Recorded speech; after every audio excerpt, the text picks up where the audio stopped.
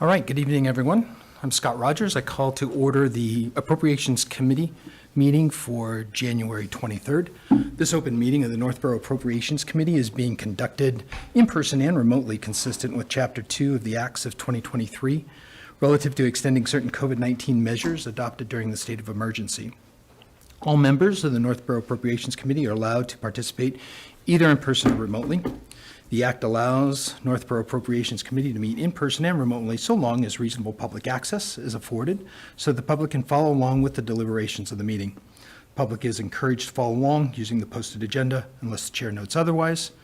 Members of the public who wish to view the live stream or the recording of this meeting may do so by going to Northborough Remote Meetings on YouTube via the link listed on the agenda. Ensuring public access does not ensure public participation unless such participation is required by law. This meeting will feature public comment. With that, let me confirm that all the committee members are here and can be heard. Members, when I call your name, please respond in the affirmative. George Brinkle. Here. Tim Kalin. Here. Terry Halloran. Here. And not with us this evening are Bob D'Amico and Jeff Knight, who are otherwise indisposed and traveling. All right, first up on the agenda, any public comment? Yeah, I don't see Zoom running on the computer, so to get that going. Let's see. Yeah, Dave, do we have a Zoom on going? Sorry about that. Thank you, Jason.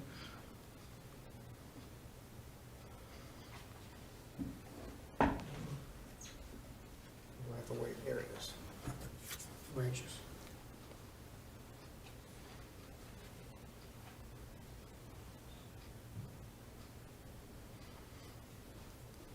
We'll see if we have any additional remote participants.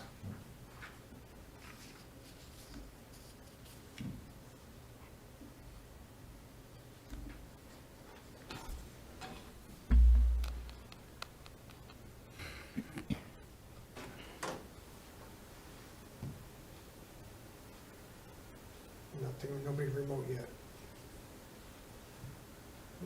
See two.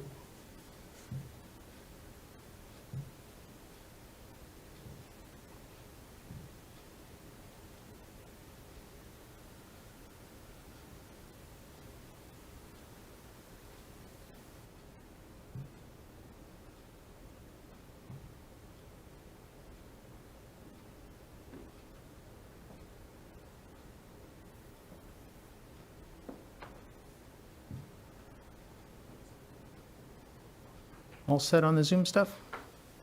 Oh, yeah, can you hear me? Yes. Please, for the purpose of the minutes, if you can state your name and address for us.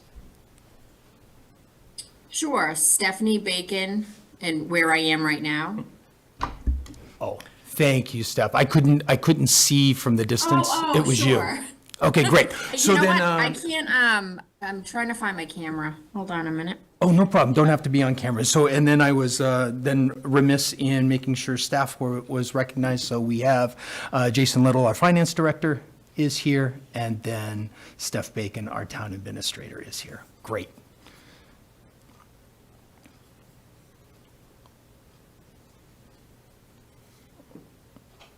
All right, no other remote participants, no other public comments. We'll get right into the meat of the agenda here. An opportunity, since it's the first of the season, to do a reorganization if we want to select new officers. I'll leave it to the consensus of the committee, though, since we are missing 2 members, if you want to defer that until we have those folks available to participate, or continue on and do that reorganization. I'd leave it completely up to you. I would lean toward having the full people here in order to do that. So if we can put that off to the next meeting, that would be great. Sounds Seems great. very reasonable. I agree. Excellent. Okay, so we'll move on from that. We've got the approval of meeting minutes from October 7th. That was in the package. Is there a motion to approve? Mr. Chairman, I would note that on the members present on the minutes that it indicates that I was remote. However, I was there in person. Okay, we'll make that amendment. Other than that, I would move that we approve the minutes as distributed from the October 7th meeting. Thank you, Terry. Second. Thank you, George. Moved by Terry.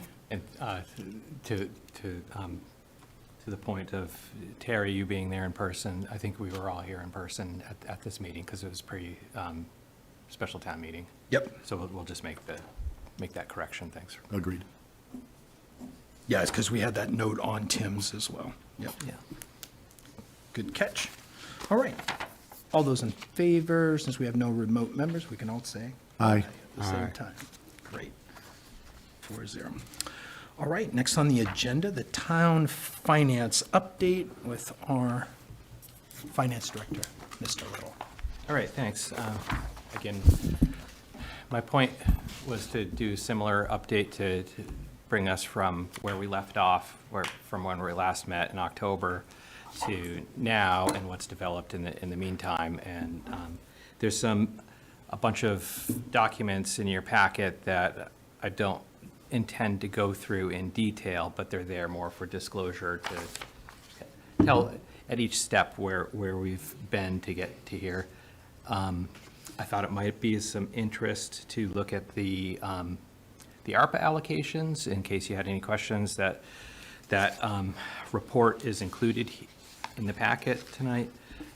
There's not a fancy heading on it or anything like that, but it's a big spreadsheet that has about 65 lines to it with all of the allocations that were voted across the years from ARPA. And the pleasing conclusion is that 100% of the ARPA funds that the town was awarded were allocated by the select board and obligated and are under contract with vendors and agency agreements. So that's all I have to report as far as the ARPA update. We have an update.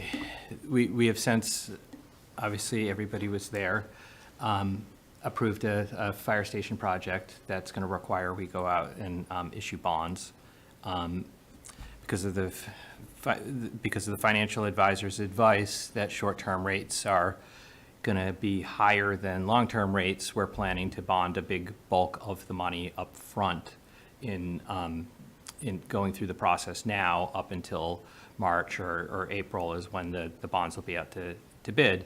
So we'll know what our actual rates are in April.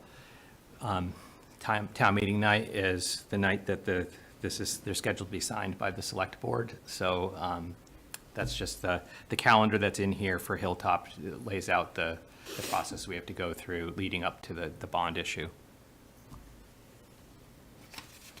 And again, I don't have any updates. We estimated a rate of 4.25% for the bond.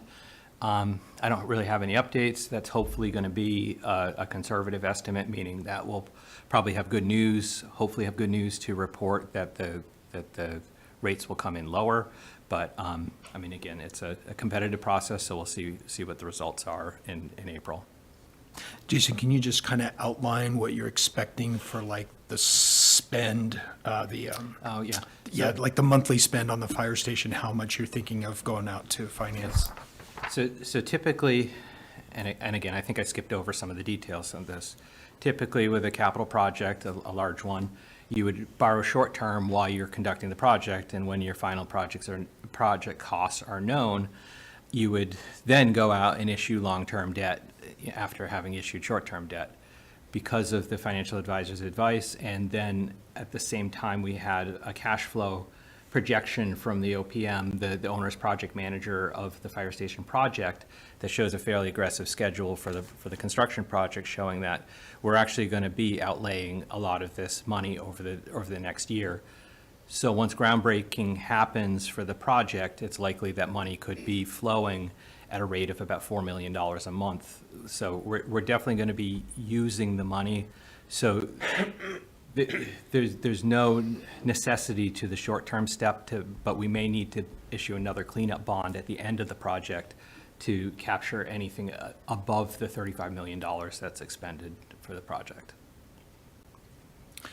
Did I answer that? Yeah, question? and that's great. And I think it's that combination of getting the financial advisors' guidance and anticipation of what's happening with both long-term and short-term rates. Right. To then find that sweet spot, right, to get the most out of the financing we can, and still allow the project to continue at full speed. Right.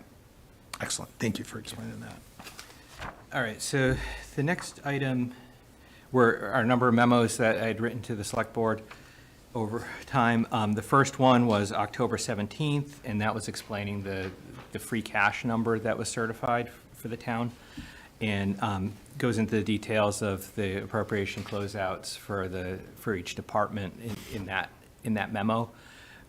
It's a useful document to look back to in terms of referencing, what did departments, what were their actual expenditures for the year versus their budget. So it's in there more to explain where the $4.6 million that was certified came from. And if you folks have any questions about that, feel free. I'm here to answer them. I'll be back again, and I can answer them again if you review it later and have more questions. I was interested to learn a little bit about the favorable variance that we had in investment income.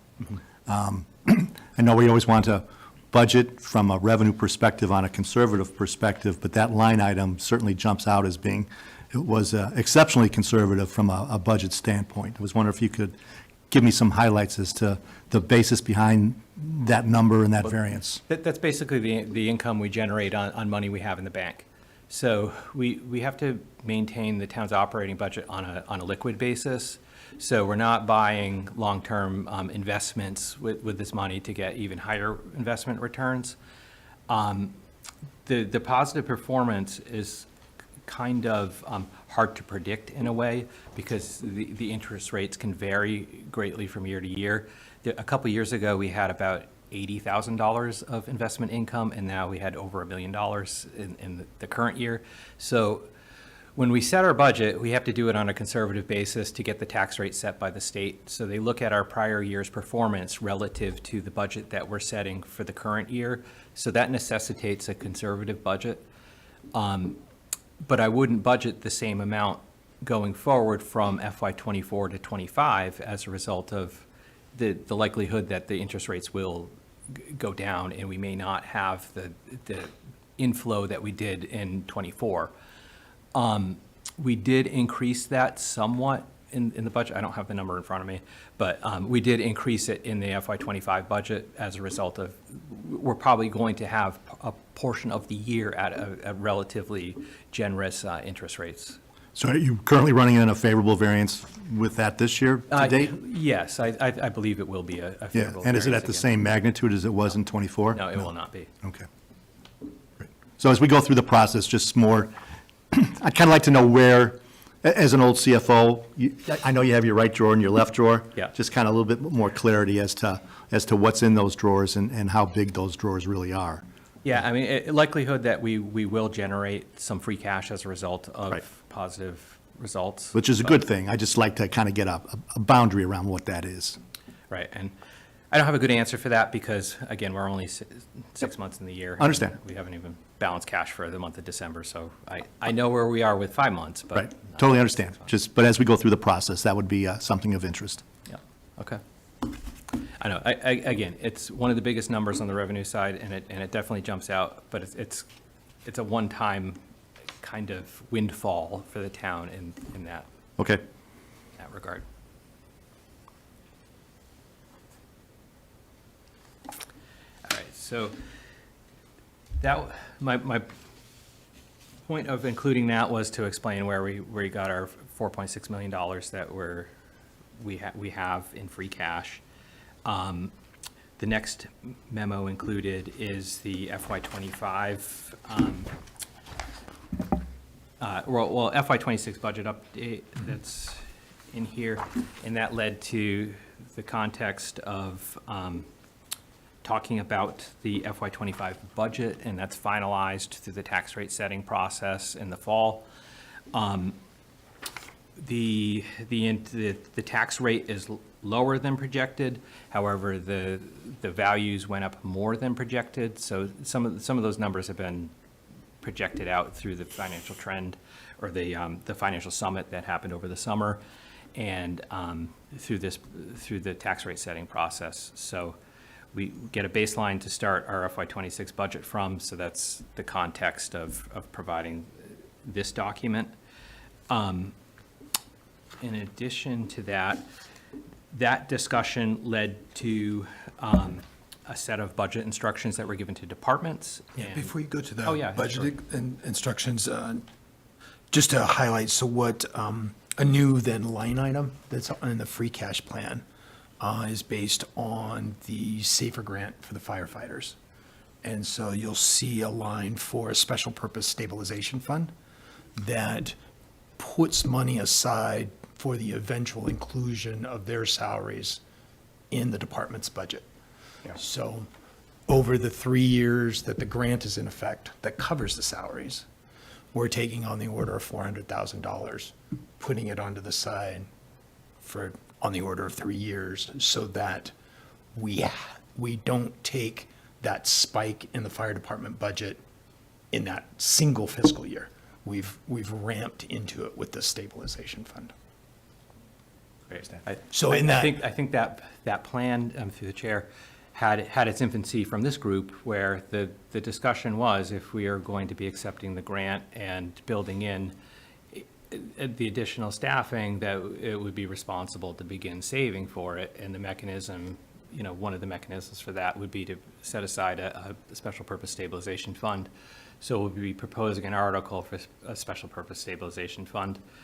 The model that is shown in the budget model at that point reflected it coming from free cash. That will be an ongoing thing. I think the important factor is building in the concept of saving for a large $1.2 million or so magnitude jump in the budget in 1 year, and having $800,000 set aside in the budget by the time you get to a $1.2 million jump in the budget, it would be a smoothing effect for that. So All right, so That was what the- we would do is we'd be setting that aside at the beginning.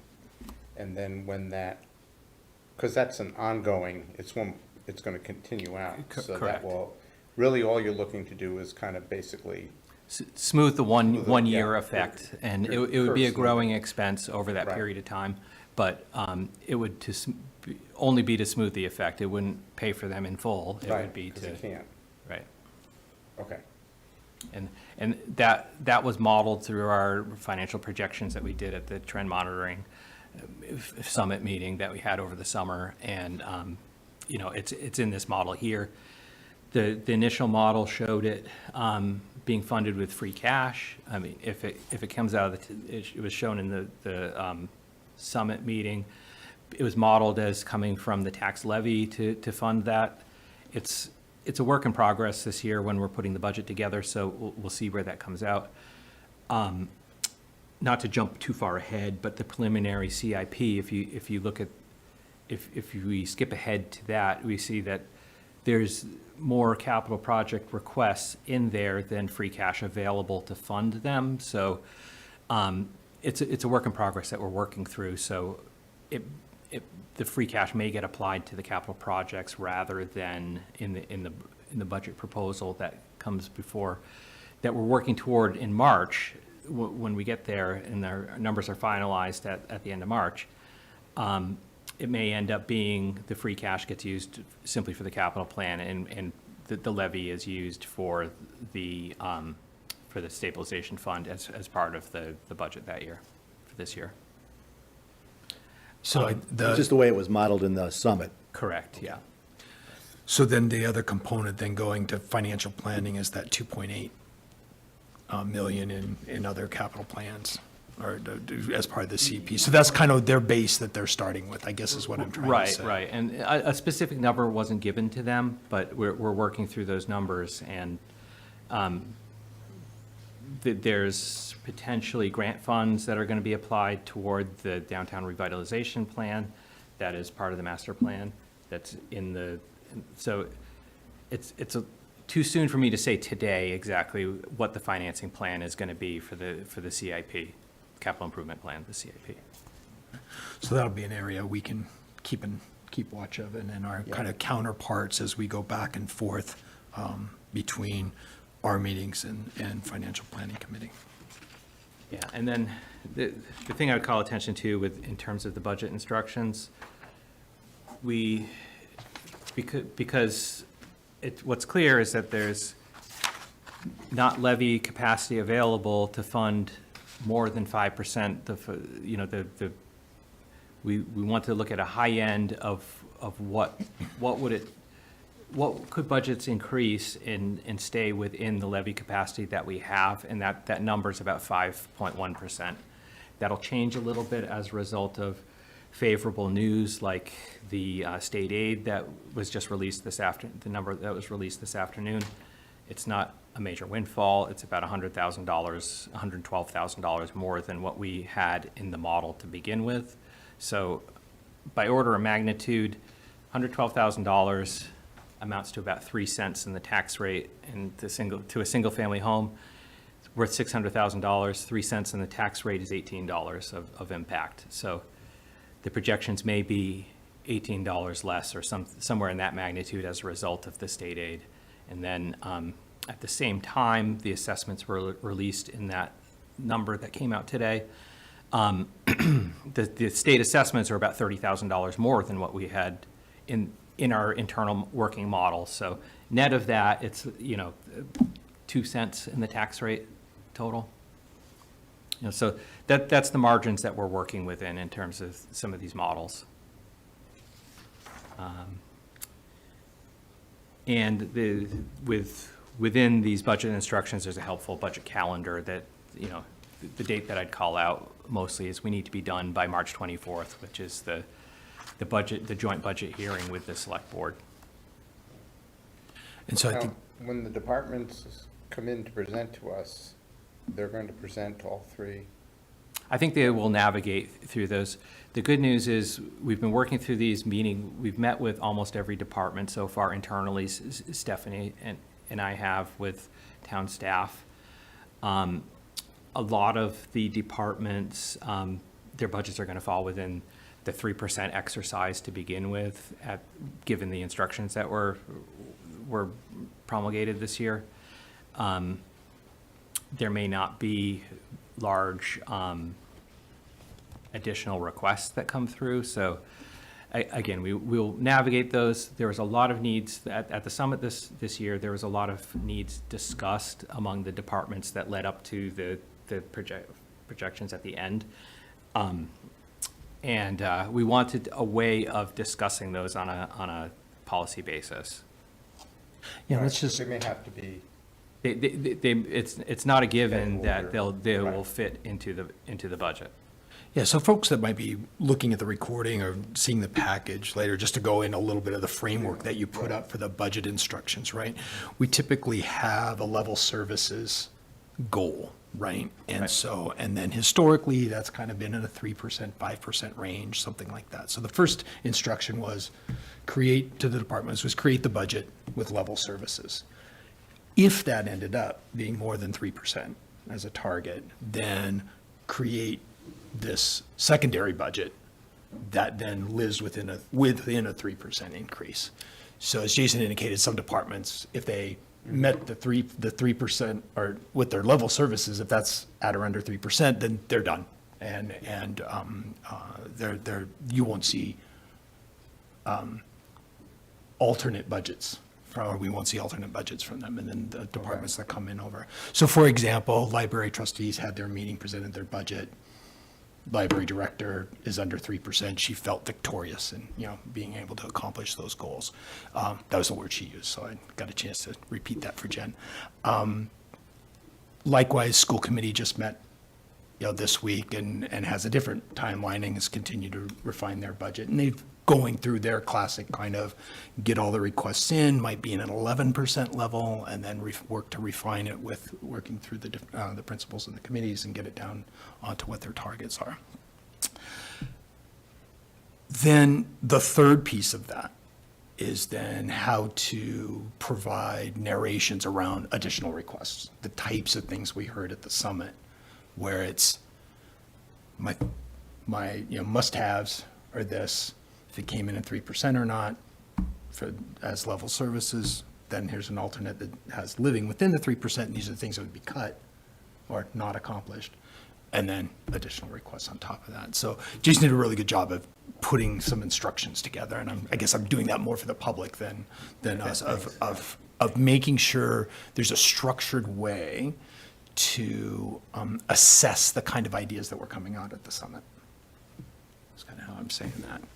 And it's unfortunate, it's more of an exercise for departments, and they're very patient in developing a budget this way, but it was meant to isolate the items that, well, we're producing a level of service budget. Generally, those are the budget instructions to departments. If you were to go through the exercise of constraining your budget to a 3% increase, what would you no longer be doing as a result of that? What items, like to try to bullet those points and to navigate those decisions. It's a more complicated process this year, but the instructions were intended to try to take some of the busy work out of the formatting, and we also wanted to get the budget submitted in a common format across departments so that we could populate our report and maybe generate a better desktop publishing experience with the budget, so. It's up there. I think then part of, it's in those budget instructions that you talk about some of the modeling and placeholders that are there, because as new news comes in and more decisions come in over time. So you mentioned state aid, that's going to be one. What comes out of financial planning in terms of capital improvement plan. We're renegotiating collective bargaining agreements with the unions, right? So there's a nominal 2% in the model for that. That's collected under general fund and not necessarily split out amongst the departments yet. Is that how we're going to see it?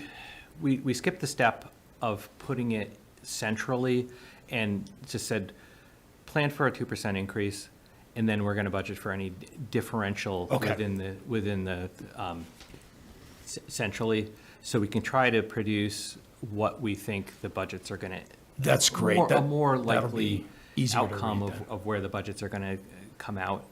I mean, the collective bargaining, obviously, the town's unions, but contracts are all expire at the end of FY '25. The collective bargaining process has started, and it's obviously confidential what's happening during that process. But we will have to provide for those whatever's agreed to in those contracts within the budget somewhere. Steph, let me hand it over to you then, since you're in the middle of this fun stuff. Oh, yes. No, another heavy hitter is insurance. That's another unknown. We've spoken to our insurance brokers, and they're guesstimating anywhere from 10 to 12% increase, but we're relying on the market and their advice to us. So of course, we're going to budget as conservatively as we can and, plug in that higher number. So that could come down, but it's just an unknown, just like the collective bargaining. We have 5 unions, and we're in negotiations now, as Jason said. So those are just question marks, but we have to just gauge as we go along. Great. Can I add to that? Thank you, Stephanie, for reminding me of that, because I had forgotten to mention. Obviously, one of the biggest cost drivers is health insurance every year, and we've broken it out in our budget model to highlight some of the fixed costs that the town face, like the retirement assessment and the health insurance. Now we're actuarially rated by the retirement system, so we get an assessment from the retirement system. In order to become fully funded by 2040 is in Mass law for retirement systems, our retirement system, Worcester Regional, it's a multi-employer plan that has over 100 entities within it. Their plan is to be fully funded by 2036. In order to get there, we have to, they have made the decision to assess a 10% increase every year. We modeled a 10% increase of the retirement assessment in our budget. Again, it's actuarially rated, so our performance may vary versus the other towns that are within the system. We just got the number, it was 7% rather than 10%, so that's good news. I mean, it's a magnitude of about $95,000 that is returned to the model to be reallocated elsewhere, maybe probably to health insurance, as Stephanie was mentioning. The high-level budget model that we modeled in here, we estimated that an 8%, so an 8% may accommodate a 10% premium increase. And, we're going to be working on that. That's one of the numbers that's going to be narrowed down and looked at very closely. And when I say, how can you use an 8% budget increase for a 10% premium increase? If you look at the closeouts, health insurance and employee benefits was one of them. We typically build some capacity within the health insurance. And because we don't know how many people are going to, for vacancies or, during transitions through retirements, we basically budget conservatively to expect people to enroll in the town's health insurance. If they don't, then it's a savings against that. And I believe within the FY24 numbers, it's a sizable number. It's less than $1 million, but it's more than 500,000, less than $1 million. We may be able to take up some of that capacity and pass that on through an 8% budget increase, and that's how we would do it. We would limit the amount of surplus that we've budgeted for transitions within the health insurance budget, if that helps explain that minor point. But yeah, thank you, Steph, for bringing up the biggest budget, one of the biggest budget drivers we have, which is health Oh, insurance. no problem. And I think that's, going through those placeholders or, the elements that are still modeled, we're going to continue to get that information and incorporate it. That's just part of the way, the way we do it. We try to anticipate as much as possible. Everything's well modeled out and accounted for, and then we're just getting the refinements as we go. So it's a standard process that we've used all these years, right? Thank you, Jason. I just want to check, was there one more thing from that report? No, that was great. Was there anything else, highlights from the budget instructions? Nothing that I wanted to bring up specifically, unless there's any questions. Oh, again, okay, so on the last page of the FY24 results memo, it's $782,000.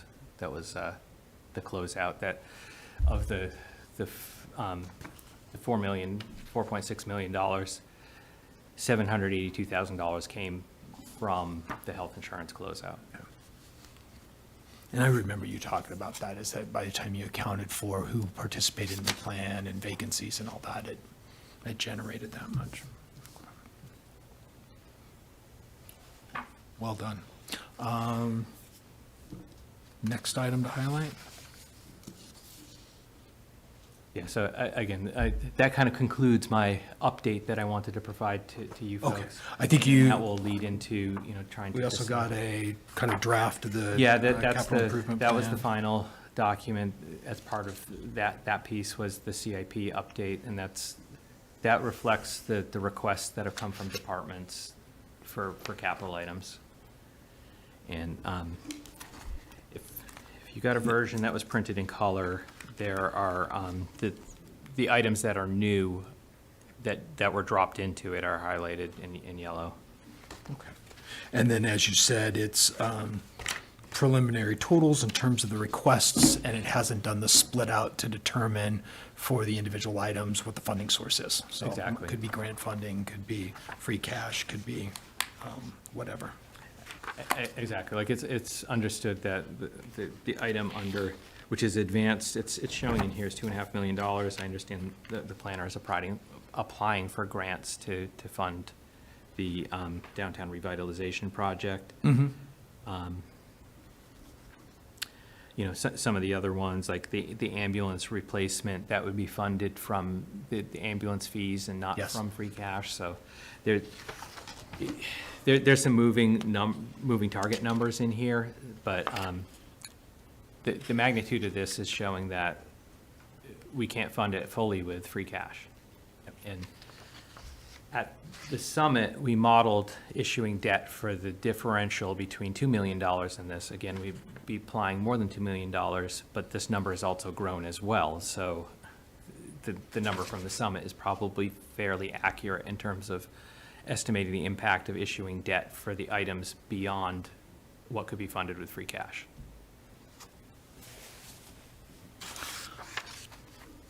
And as I think of additional kind of revenue sources, right? We talk about free cash, we talk about what comes through taxable.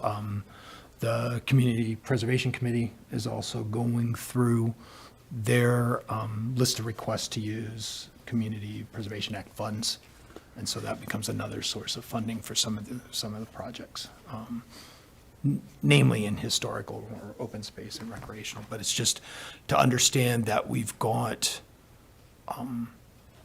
those sources of revenue and a solid policy of what to use those sources on, right? Traditionally taking care of free cash to handle some of our capital plans, one-time capital elements, community preservation funds to cover those things that are allowable under that. So that's the organization and the coordination and the orchestrations that's done on those charges.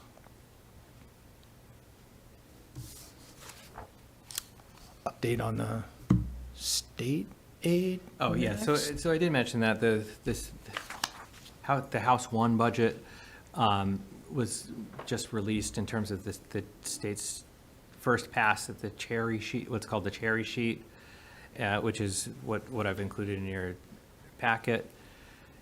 It's called the cherry sheet because historically, I think in the past, the state used to mail it out on pink paper, so it's just carried that name throughout my career, even though I started after they stopped producing it on cherry-colored paper.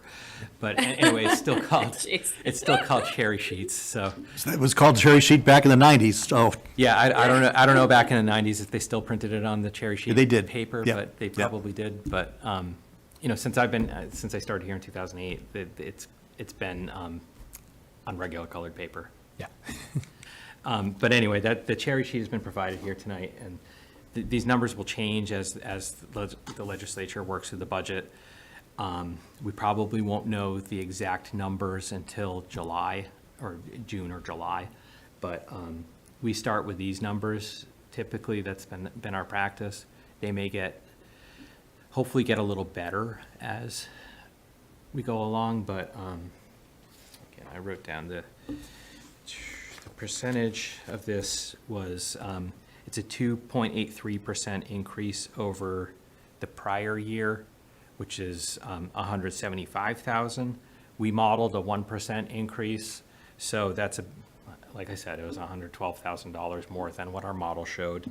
Then the assessments went up $30,000. So again, that was the 2 cents in the tax rate that I was getting at in the previously. And that's all in line with what we see every year and expectations that as those budget milestones are met, we kind of get a little more, but. Yeah, and I think one of the takeaways is that the state aid has been somewhere, it's been a high of like 13%. It's gradually trended down to about 8% now.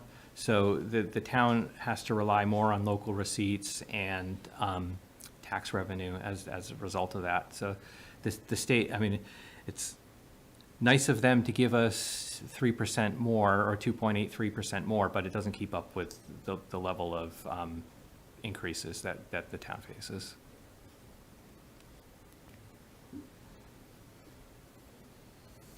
And that kind of concludes what I had included in the packet for the update. And then I think when the chair moves on to the next agenda item, that was to talk about the meeting schedule and I will coordinate with department heads for them coming in to meet and be in front of you. That sounds good.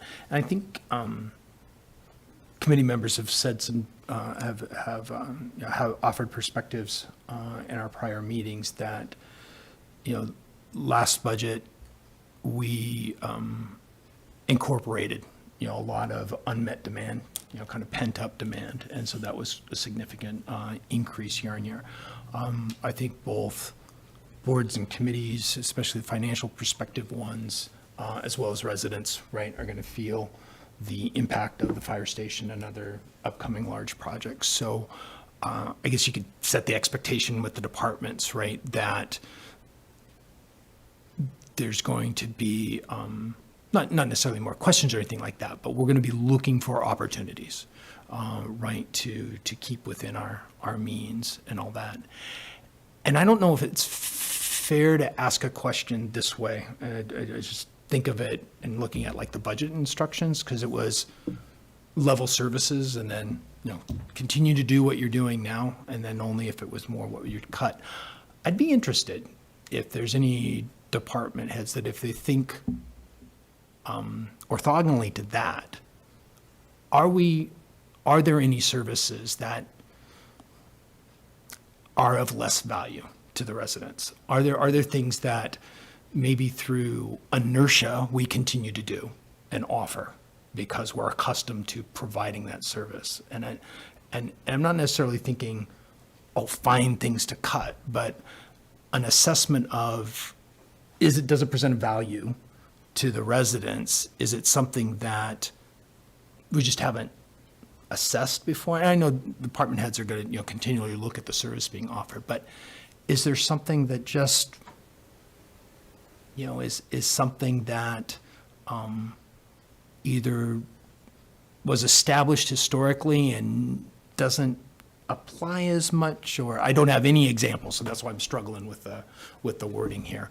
But if there's an opportunity, you're right, to kind of ask those questions and look for things that are more cost than value, than the value they provide. And I don't know if it's a proper And are question there to ask. things that there's an alternative to, that maybe a certain portion of the population is doing an alternative already anyway?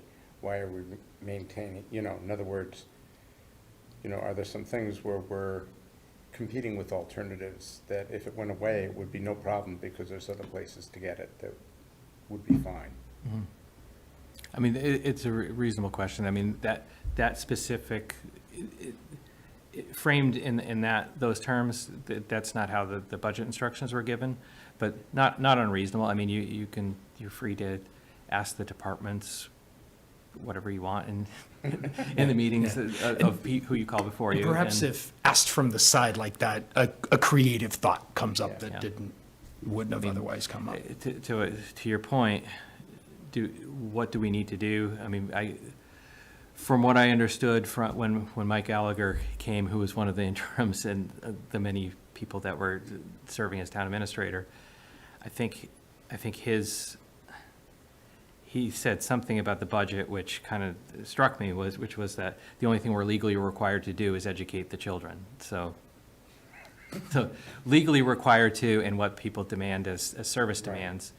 I think a reasonable in-between question would be, do we have to have an accounting department? Well, I would say yes, but if we didn't, then, Yeah. Well, I think a lot of the groups I'm thinking of pretty much rec, and what they do, the senior center and all their programming. So they do keep metrics. So, if they were requesting money for a certain program, you could say, hey, historically, has it been well attended, There's, I'm sure most departments keep metrics, and even, you know, with our permitting process, we have the numbers there to prove what's in demand and what's not, and inspection wise, so yeah, it is a great question. And if And to there that are- end, I don't know if that's actually true, if we can Huh? divest ourselves of doing, you know, inspectional services and things like that. I don't know if that's actually true. But to that point, like, with him saying that, it was like, okay, well, what are we legally required to do? But people do use the programs, to Stephanie's point, that, and I wasn't suggesting that we talk about eliminating departments. I was just Oh, being kind of joking, kind No, of. but I'm Facetious, just yeah. kind of looking at services and how we provide services versus other places providing services, et cetera. And are there alternatives? And then the other question is, there are potential sources of revenue that we could look at, so that if there's a particular service that is expensive, that part of the town uses, kind of thing, is there part of it, can it not completely fund itself, but, you know, work on kind of funding so it's not all just hitting property taxes, that kind of thing. So, Right. you know, Absolutely, Yeah, and even things like that. regionalization with other towns. yeah, yeah. And I know like the planning department has recently reevaluated some of the application fees and things like that, but, you know, building inspection fees. Look at what Department of Public Works is, you know, reevaluating how to handle grass and brush drop-off and alternatives there, because that ends up being fairly That's expensive. expensive bit Right. to haul that away. So it's those kind of things, you Right. know, that it's an opportunity to brainstorm a bit and look at. One- Might not be an impact this year, right, but it might be something that then looks Well, forward. Given how close we will be either this year or next year to hitting the our levy funding limit, capacity, right. you know, everything that you can save today in terms of your run rate makes it a little bit easier when you hit that ultimate wall, because then, at that point, and I know you have strategies about whether it be a capital exclusion, but if it comes down to a permanent expense override, then you're making choices Yeah. as to, are we doing this, or are we doing that? And that's a bad place to be. And Right. so I strongly urge that the department heads start thinking like, I'm going to be at the cap. What services are going to end up being on that ballot that people are going to go yay or nay to? Yeah. And it's a vital thing to think about now, rather than when we're in either fiscal '27 or '28, because You don't want to be dealing with. we're backs at the wall. we're getting there. Yeah. There's no question. Yeah, Right. most towns are. We've rode it as long as we can, and it's push come to shove. The community wants additional resources, and with inflation, there's no way to pay for it. So it's, yeah, everyone is feeling this right now. Understand, and we have, you know, you haven't touched on what the new growth number is yet, that I'm sure the assessors are establishing what that was for 1/1/25. I mean, the prior year, you had a little bit of a bump from it, and a lot of that was personal property tax revenue from that perspective. I don't know if that continues, if your numbers associated with that are good. Not that they're not good, but they're, you know, are they valid still? What's changed? What hasn't? So, I mean, as we go through this, the more often you can update us with your model as to where we are from a levy limit perspective, both in 26, 27, and 28 is, I think, really important. Right. And the message needs to be, you know, if you're going to hit the cap, figure out, because I don't think the mood in town in terms of what they're going to be, just the current tax bill, that was not well received. Even though they all voted for it and understood it. You layer the fire station on top of that, and then you keep going, and then you get to a 2.5 override. You know, from a political perspective, just in terms of how folks are going to react to things, the town officials need to be aware of, there could be requirements to cut things. Yeah. Yep, we're absolutely aware. Yep. I was going to make one positive point. Please. In that, like, going back to, not that this saves a boatload of money, but the initiatives like leveraging the grant funds to bring things that are going to be overall savings over time. For example, the streetlight project, we're putting in LED streetlights. We spend Right. about $165,000 a year or so on lighting streetlights. And if the LEDs will cut that back, we might actually have a budget savings as a result of using those ARPA funds wisely by doing that project. I know the schools, this past year, we had articles for solar at the schools. So as we seek ideas like that, they aren't going to save the day, but they are going to be a positive impact. And I think a lot of departments are thinking that way. And again, Scott brought up the paying to get rid of Yard waste. biologic material down at the DPW garage, and the mountains of material that costs quite a lot more than people expect when that gets removed. Putting gates in to have a security system there to stop dumping there. Outsiders, Yeah. Yeah, so again, those may have positive effects, but I think there is a thought among departments to try to Right, initiate. because those are things like that. sellable. Yeah. Those make sense, right? It's when it's just, And there's a two blanket kinds dollar. of grant funds we do. There are grants we get that can result in future savings, like the lights kind of thing. But then there are grants that just let us start to do something that's going to hit us in 1 year or 2 years in the future. And we get into it because it's not costing us anything today. And then it's like, yeah, but you do realize it is, and then it is after that forever. So, keeping an idea on grants from the standpoint of, is this a grant that is making an investment Yeah. that's going to save us money, or is this a grant that's just avoiding, it's getting us started on something that is, going to cost us? And to that point, I think it's important to understand all of the facets around, if we embark on a capital project, what's the impact on the general fund? Because there will be maintenance costs that come in the future. And because you don't account for them anywhere, whether they're in the capital plan or an operating budget, doesn't mean they don't exist and won't materialize and become an actuality when you need to actually expend the money to take care of a building that you weren't expecting to, or a park, or something to that effect. What do you mean I need a new furnace? Good stuff there. Okay, thank you. But anyway, like getting, if we're ready to talk about who you want to meet That's with what, first. I've got a column that kind of says department. Unfortunately, we kind of talked about there being an every other week schedule leading up to finalizing these reports. Looking at the actual calendar doesn't leave a lot of dates. So we'll have to try to fit these in and at the next meeting, talk about the upcoming schedule.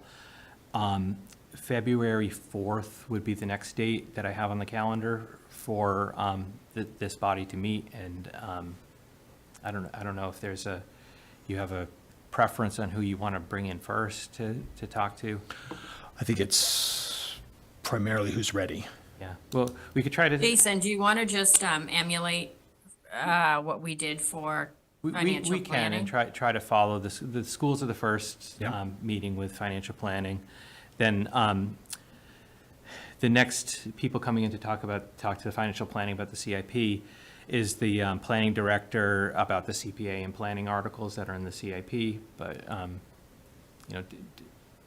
I think she could Yep. talk about the downtown. There's a natural Rehabilitation flow there project. too, because, as one department talks about their capital needs in front of the financial planning committee, that kind of primes us to hear them then following on their overall budget. So that's a natural flow that makes a lot of sense. And then, department's ready, and the topics in front of both committees are kind of in that one contained window. So it should be easier for the department heads as well to know that you've kind of have back-to-back meetings to talk about your department capital and then budget.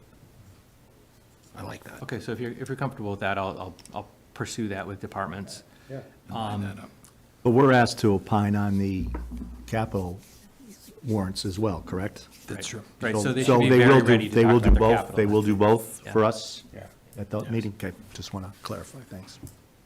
So I think that works well too from just efficiency, if to the extent that we can stay track of some of the details that's in a financial planning committee discussion, it might make our discussions a little shorter and not have the department head have to go through The whole full thing, but level of detail. nonetheless, yeah. So if we have our own questions and. Absolutely raise our questions, but in terms of like background and context and, we can absorb a little bit that Sure. by Makes sense. keeping track of what's happening with FPC. I think in prior years, the bigger departments have come before you, and not necessarily every department. I think last year, pretty much every department came before the group. Would you be comfortable going back to just hearing from the larger departments, or is there specific departments in addition to those? I can think of a couple approaches to that. So something like library, let's use that example, where it's a smaller department budget. It's coming in under or at the 3%, probably could, review that information without a presentation. Okay. Then I can think of another example of a department that wouldn't be in front of the financial planning, but we would want to hear from is now our new combined Health and Human Services. Yeah. We haven't seen that combined department in terms of budgeting, so that would be worthwhile to give Isabella a chance to talk, not just to us, but that's another bit to the public as well. Is there a way that we can allocate time based on scope of budgets? One thing that I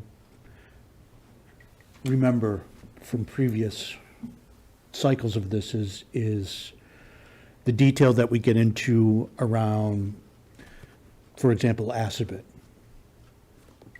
Their budget is very limited in scope compared to the rest of the budget, yet they take up a significant amount of time when they come in and speak. Yeah.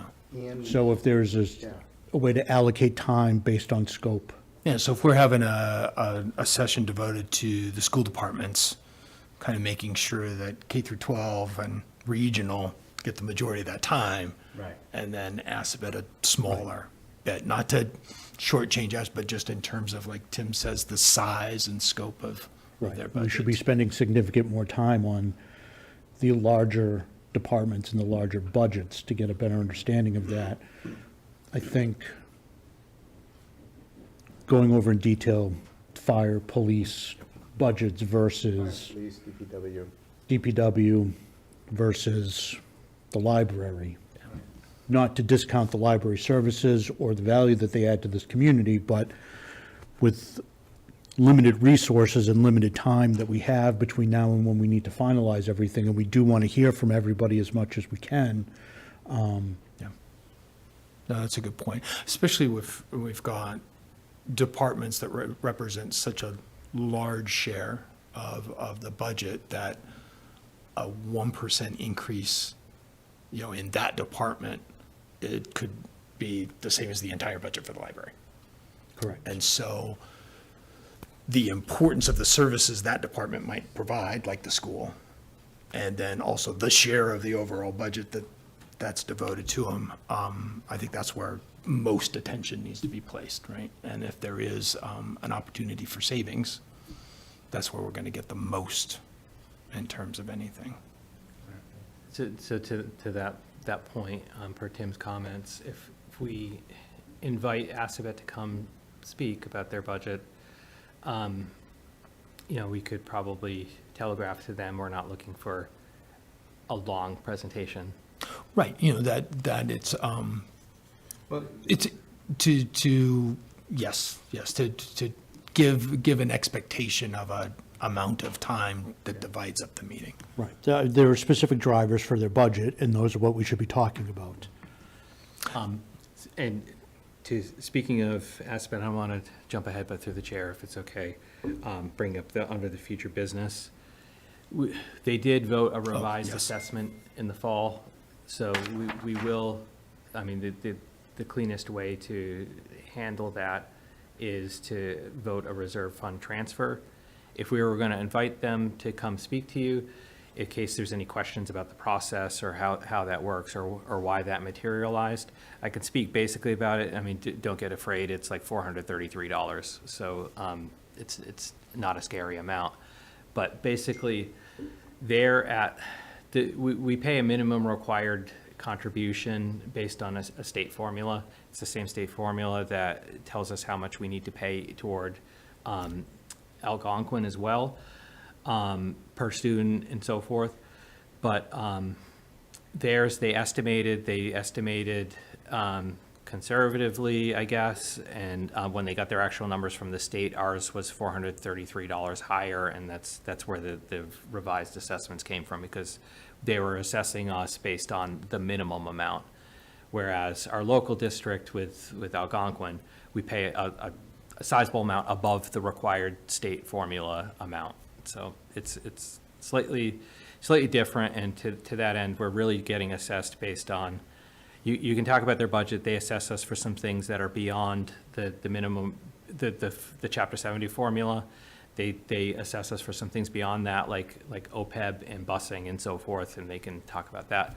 But again, we're assessed based on the minimum required contribution, and that went up from what we voted at town meeting by about $433. So there will be a transfer request from the reserve fund to cover that. But again, I was going to talk about scheduling that a night that they were here, so that in case there were any questions from the committee about it, that So I can they think can be of two answered from approaches that. One is the efficiency of when they're here to talk about that transfer. But given that it's $400, and to Tim's point, I'd rather just take care of the transfer quickly.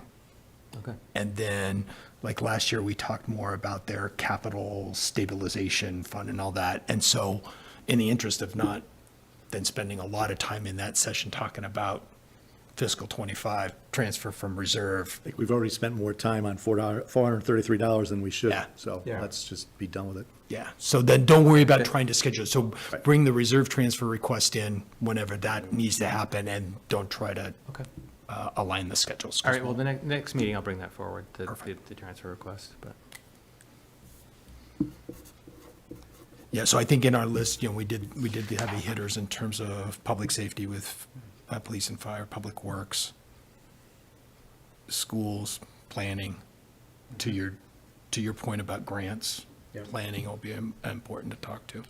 As well, you're inviting Isabella to come in. That's one of the largest operating grants that we receive, because a number of people are paid through the Public Health Excellence Grant. That's So important to review that structure. Continue to talk about it. It's a multi-year grant, so it's the state's getting a benefit from us providing that program to conduct these public health services. I mean, otherwise, it's not likely that a town of Northborough size would have an epidemiologist working for it. So it's a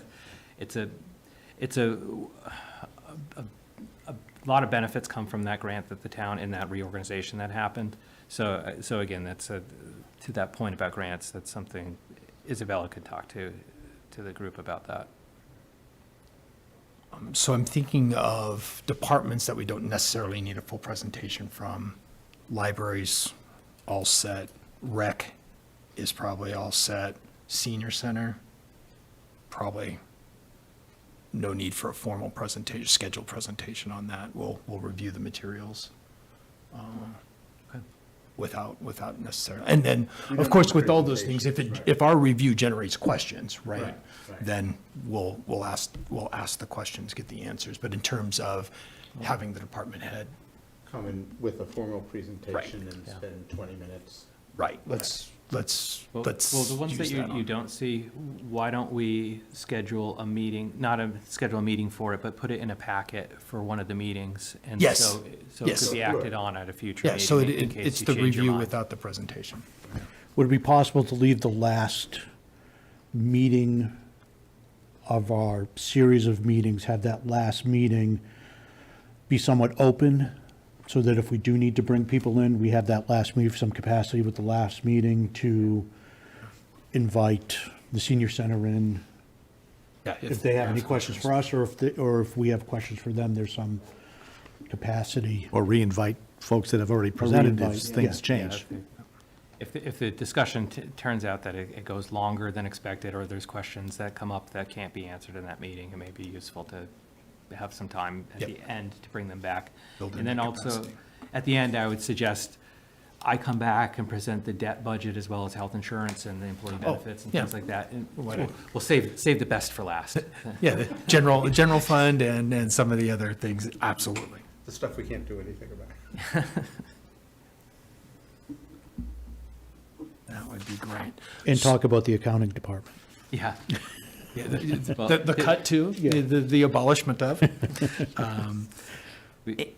We did get another employee within we have I'm solely the finance director now. I'm not the town accountant, so I'm appreciative of the growth in the department in this year. We will be within the 3% overall for finance this year because as a result, we typically, the only expense within the finance budget is typically the staff. Yeah. Now that we have a base line, we're likely going to be able to meet the 3% increase. What's the status of the FY '24 audit? Oh, well, it's currently underway, where the field work is underway right now. So we are on target to be done before the continuing disclosure requirements of March, where we have to file the report with through those rules state, yeah. for SEC. Okay. So we'll definitely do the 4th February. Does the 6 o'clock timeframe, obviously it worked tonight, is that good as our default for the folks that are here? Yeah, that could be. And I'll double check. I will with Bob not and be Jeff. here on the 4th. On the 4th, okay. Is it something that, an opportunity to go remote or just not? No, I will be unavailable that Okay. night. And so that's, as soon as we can get a projected schedule together, we'll get it out to everybody. And I'm going to be out the week of the 17th to the 21st, the President's Day week, so. So again, the alternating Tuesday may not work in the end, given the Yeah. time we have available. So We might have to sneak in. if we took that school vacation week off, March 4th, then the March 18th are the only two meetings that fall within Okay, that. we're going to two have to weeks. fit some more in, definitely, yeah. Yeah. So then in general, Tuesday, Thursday, is that work for us? Okay, so that might be a base to work with, and then if we need to fit in, so rather than, yeah, kind of target that with, if that works for the departments. Again, we'll shoot for following the FBC's Right. financial planning's schedule. I'll talk to department heads, and then I'll work with the chair on, if the consensus of the board is that I work with the chair on putting together a calendar, and we can have that at the next meeting. Perfect.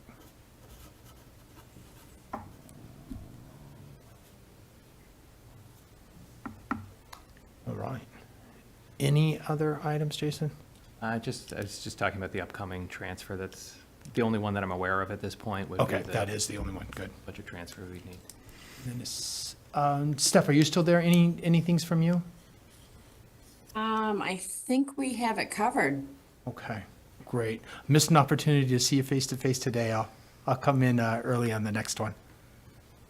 Oh, no, I typically would be there, but I'm going on vacation like very early in the morning, so I've been packing the whole time we've been doing this. I appreciate you. Linda it's shared some great. details. It was great. So enjoy the time off. Thank you. I'll bring home some sunshine. That'd be good. Any other comments or questions or items from the members? Is there a motion to adjourn? Mr. Chairman, I move we adjourn. Thank you, Terry. George seconds. Thank you, Rizzo. All those in favor? Aye. All right. Thank you very much, everyone. Good night. Good night. Safe travels. Thank you so much.